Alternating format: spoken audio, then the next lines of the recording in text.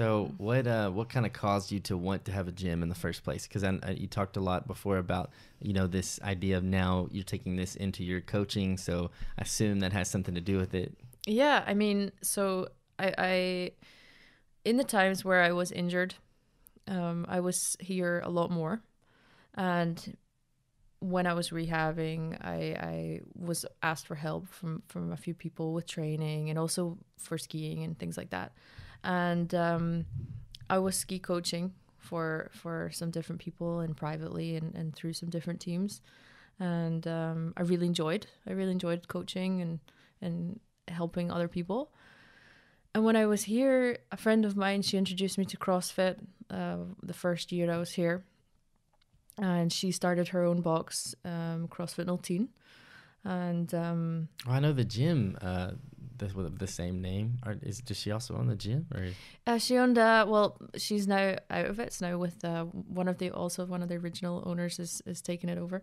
It was on Katendrecht. Oh, okay. So right beside the food factory. This one is on Houdesingle, so I guess it's different. Right. Yeah. So it's CrossFit 010. And I started training there as a kind of training system alongside my own programming and my own training. And she said have you thought about coaching, and maybe you can look into it more and you can work here with me. So I did that, and I kind of fell in love with it then, and I was injured more, and and I spent more time, and then I started working at some different places, different gyms in the city, and eventually I was thinking okay, I'm finishing my professional skiing, so now what?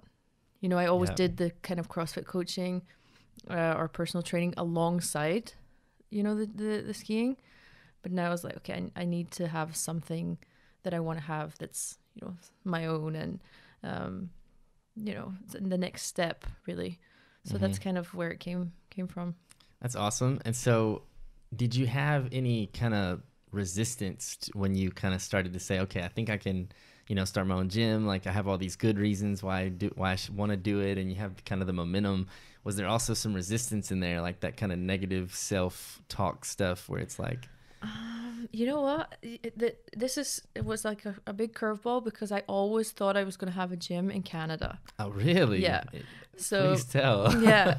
So I my parents had a house in Canada when I was growing up, in Canmore, which is just outside of Banff in Alberta, and Banff is supposedly gorgeous. Oh, it's like heaven. Man, it's the best place ever.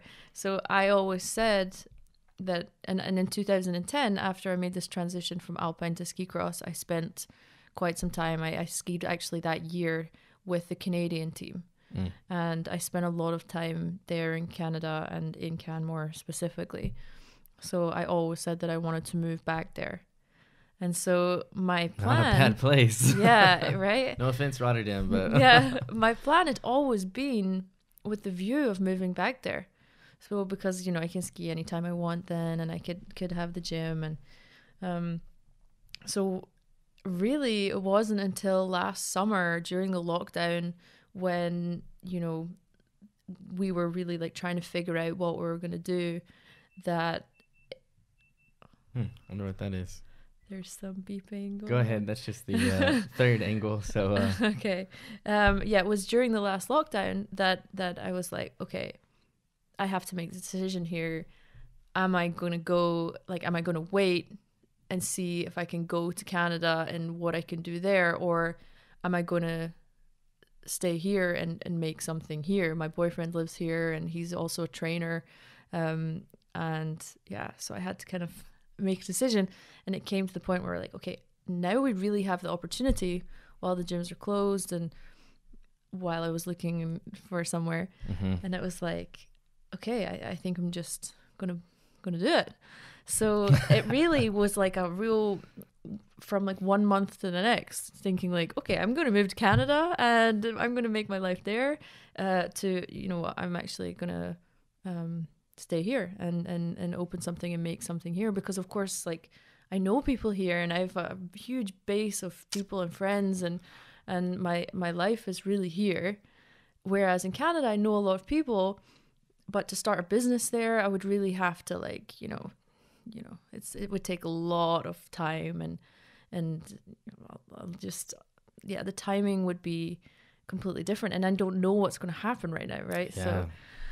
So yeah, that was kind of like, okay. And I saw the building and I was like, okay, sold. That's how